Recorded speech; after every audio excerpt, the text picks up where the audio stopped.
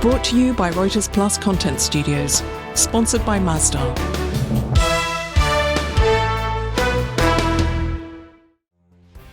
Hello and welcome to Future Energy Talks with me, Andrew Wilson. About 2 billion people do not have access to safe drinking water, and as climate change affects the world's water supplies, from droughts to floods and rising sea levels, we need action, clearly, to combat water scarcity. We look into this complex problem next.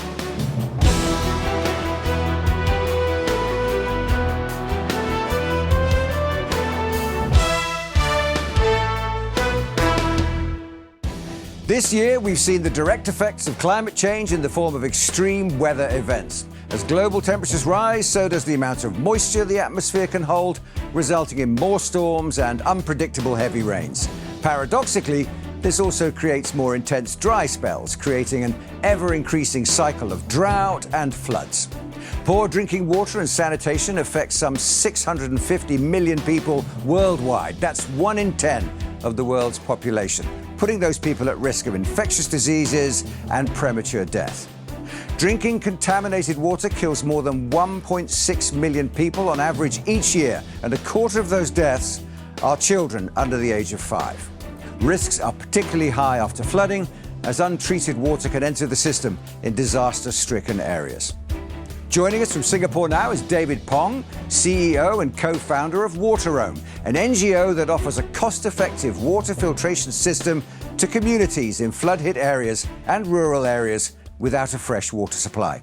David, welcome. Thanks very much indeed for joining us today. A pleasure. Thanks for having me here. First of all, give us an idea about Wateroam, how it started. I think we're talking about 2014, aren't we? You started with some friends and colleagues. What was the inspiration behind it? Yeah, so Wateroam started when we were first in the undergraduate days in our university, and we had a lot of opportunities to go and conduct volunteer trips to the region and to do community projects. And when we are in some of these countries where we encounter rural communities, one of the greatest impression that I had was always about their drinking water condition.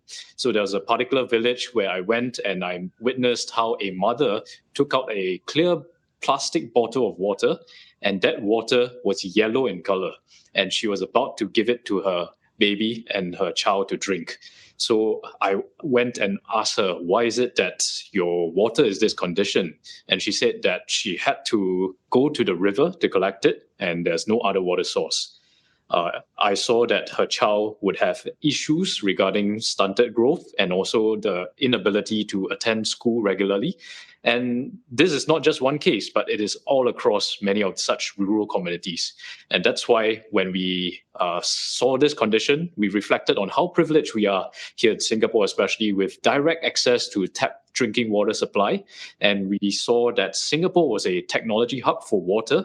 We felt the very strong need that we had to do something about this for the community around us. So that's why we started Wateroam with the intention to develop portable water filtration systems that provide communities in rural and disaster-hit communities with access to safe drinking water. So talk about the kit in a set. First of all, what is the extent of your operation now, nearly 10 years on? Well, we're thankful to have our solutions deployed all across 43 countries for 250,000 people. And we know that there's so much more to do because this is a global problem with 2.2 billion people that still have access issues to safe drinking water. And so we are doing our best to extend our distribution networks, but there's so much more to do even as we achieve our 40 countries that we have exposed our solutions to. So, David, in a nutshell, how significant is the water crisis that the planet is facing today? The water crisis is very significant. 2.2 billion people in the world today still do not have access to safely managed water. And this means that they don't have access to clean drinking water. Many of these communities, adults and especially children, are forced to drink fecally contaminated water. This causes them to have diarrhea, dysentery on a daily basis, and that affects them in their day-to-day livelihoods, their ability to have education, and their ability to live a well-being and holistic life. Less than 3% of climate financing is going into water sector today. this is an issue because we are not being able to raise up the innovations, scale up the innovations to reach out to the wider population across the world. And so what we really need is to have collective action across governments, private sectors, innovators, and multilaterals. In your travels, David, you must have been to any number of regions where people have these problems, even crises with their water, sanitation and supply. How does it affect you? What's your takeaway going to these regions as often as you must do? So I think oftentimes what we do see is that many of these communities, because of the lack of access to safe drinking water, they're drinking fecally contaminated water, which would cause especially children to face diarrhea, even bloody diarrhea on a daily basis. This affects them in their ability to go to school and eventually affects their ability to have a good livelihood, and in effect causes them to be stuck in that poverty cycle where they cannot afford basic commodity like water and be able to live a healthy life that will allow them to achieve their dreams. So what we see is an issue not just of the lack of safe drinking water, but an entire life full of potential that is not being able to be met with the full ability to achieve their dreams and their potential. So what we want to do is to allow many of these communities to be restored in terms of their hope for the future, a better livelihood, better opportunities for their children, for their families, to have better relationships in their homes when they're not struggling with trying to get access to clean water. And so it's talking about an entire holistic well-being for many of these communities. And that's what we're trying to do here at Wateroam, not just by providing safe drinking water as an end, but to improve many of these lives and the holistic well-being altogether. I mean, there's an enormous scientific element to that, of course there is, but also there's a human element to that as well. What keeps you going? I think this mission about water is so important to me, especially because here in Singapore, every person is very well acquainted with how we are considered a water insecure country. We have always, since our independence, been very concerned about ensuring our water supply is sure and is secure. So that upbringing has allowed us to constantly think that water is something that's precious and is something that everyone in humanity should have access to. What keeps me going is to know that today in the world, there are still so many hundreds of millions of people who don't have access to this same vital life supply that we do have the privilege to. And I want to ensure that the rest of the world get this same privilege and same access to safe drinking water. And that's what keeps us going every single day. I just want to have a second look at the equipment as well. I can see one behind you on the shelf. It's like a bicycle pump, isn't it? I mean, tell me how it works. So we got this inspiration when we were looking at a person pumping his bicycle in the village with a bicycle pump. And that was an aha moment for us because we thought, why not we incorporate this intuitive action and this universally understood action of a bicycle pump with water filtration membranes. So eventually, our first prototype for this model was to have a bicycle-powered water filtration membrane. So how it works is every time you pull up the piston, it draws a column of water from a hose that's placed in the river, well, or stream. And once you push down, there's a valve that prevents the water from flowing back in the river, but instead it goes through membranes and a chamber inside the filter that allows the water to be pushed through this membrane, forcing bacteria, virus, and protozoa to be held behind while water is able to be pushed through.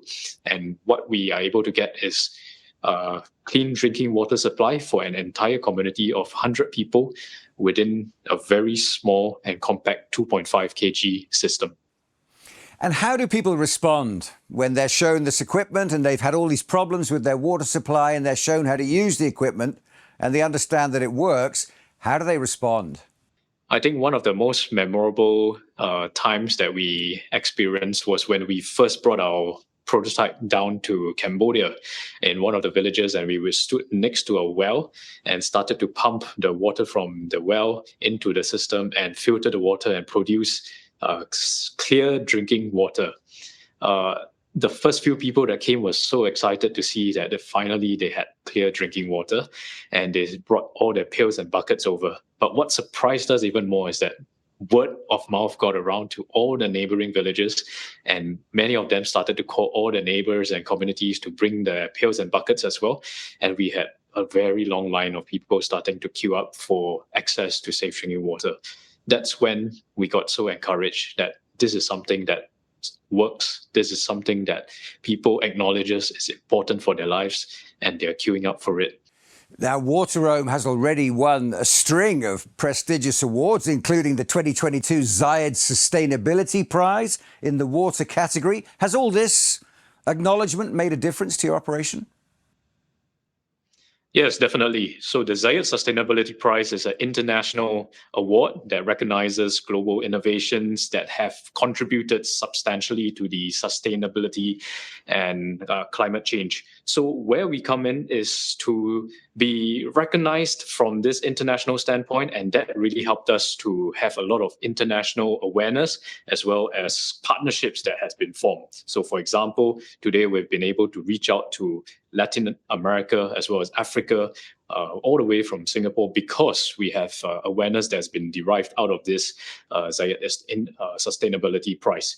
So beyond that, we also see a lot of collaboration with MNCs that are looking to help us improve our financing, our carbon financing models that will allow us to tap into greater sources of financing and business models to bring forth a lot more innovation onto the ground. So there's been a lot of this international awareness that really strengthen the cause and scale up our solution. I mean, I imagine that builds something of a community around the work that you do. But how does that work? Does it work simply like a traditional business plan where you get more investors, or has it created partnerships with NGOs or with local government or with other wider organizations? How has it developed? So what we've done is we have worked with more than 60 over international NGOs, humanitarian organizations. And what happens is we often have to do local partnerships whereby they deploy our solutions on behalf of us. They are the ones who engage the community, educate the community, and allow them to be efficient in the understanding of water, sanitation, and hygiene, to advocate for the importance of this, and then to showcase how the solution is able to be adopted into their day-to-day lives. The integration of solutions into their day-to-day lives is essential, because if we are just providing cool technology to them, it may be something that is nice to have for a few days, but if it is not something that can integrate into their day-to-day lives over years, that would be an issue. So that's where building the community of partners that regularly engage with our local communities, that's very important to allow innovation to be adopted on a day-to-day basis for such communities. COP28 coming up in the UAE in November, another round of important discussions. What part of the agenda in the UAE will you be looking at closest? Well, since water is the closest to our heart, I'll speak on behalf of the water sector. So I think firstly, what's most important is we want to see how climate financing can be channeled towards a greater degree in the water sector. Today, we are seeing only just 3% of climate financing channeled into the water sector to improve SDG number 6 on water and sanitation. So we want to see how that can be further unlocked, whereby we have much more climate and sustainability finance provided towards the water sector through innovative financing mechanisms, and also encouragement of greater set of different financing tools, loans that can be opened up for the water sector. I think on the second point, what's important is we talk about the value of water. There's a lot of underpricing of water going on in the world today, and what we want to elevate to the international level and to have further discussion on COP28 is how to value water in a manner that would allow much more efficient management and use of water. And finally, I think what would be exciting is to see how more infrastructure and larger scale projects from private and public sector partnerships can be done in order to tackle much more water issues. And we hope that COP28 can be a platform where all these synergies will come together and provide a lot more progress in the water space. I mean, that's a much bigger umbrella you're talking about there. I mean, the UN Sustainable Development Goals are very clear about their ambitions for clean water for the entire planet. Are you optimistic that we're moving forward with the SDGs? I mean, you've got your area, but the planet's a big place. Yeah, I'm definitely optimistic that more innovations can be derived out of young innovators as well as the universities all around the world, because there's a lot of innovation coming in regards to sustainability and climate.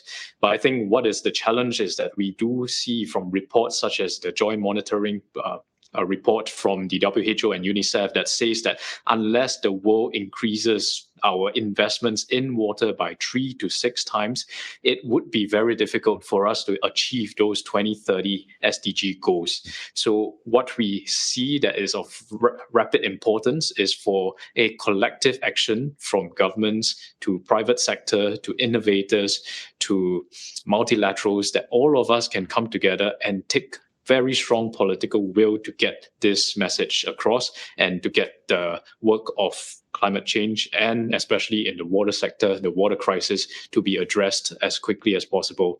I think it's very possible from the innovation perspective that if we have sufficient financing, if we open up channels and innovative ways to unlock financing mechanism for new innovations that can be scaled up, we can see a much more effective way of addressing many of the water crisis and climate issues all around the world. So it really boils down to how fast we can unlock such financing for innovation.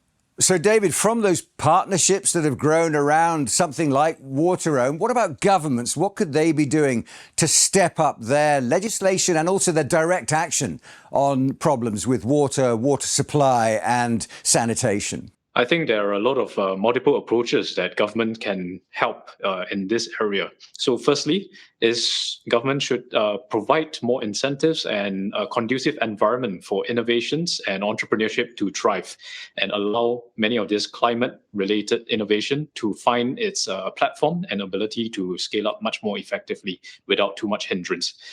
Second is to have more collective action towards improving policies that would enable much more conservation and proper management of water supply. Today, as mentioned, we have an issue when it comes to the value of water, underpricing of water. So it is important that there is a proper allocation of how much water is priced at, and also in terms of how different industries are able to manage their water footprint more effectively. Yeah, and David, what are your plans for Wateroam? Keep at it the way you are, or do you have plans for upscaling or expansion?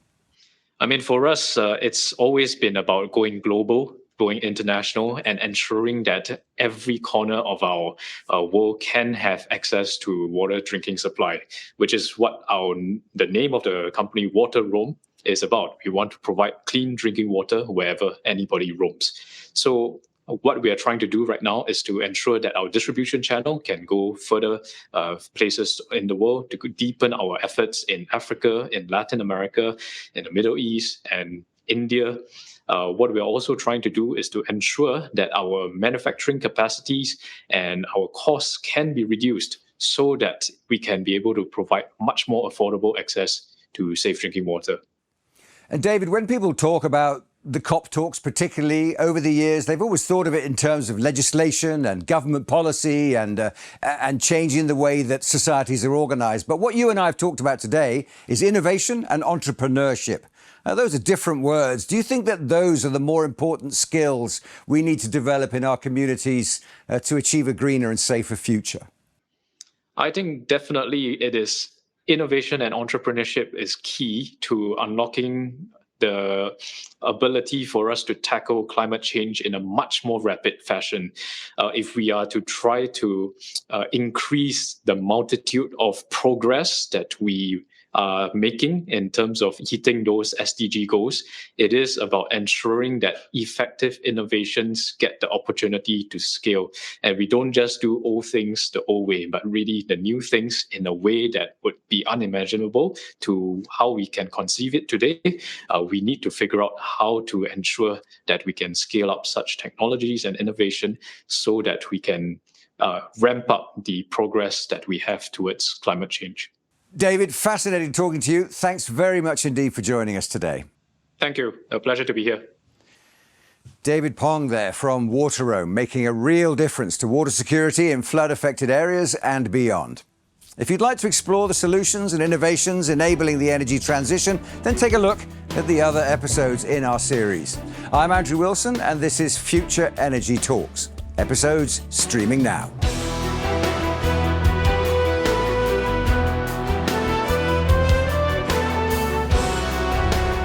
Brought to you by Reuters Plus Content Studios.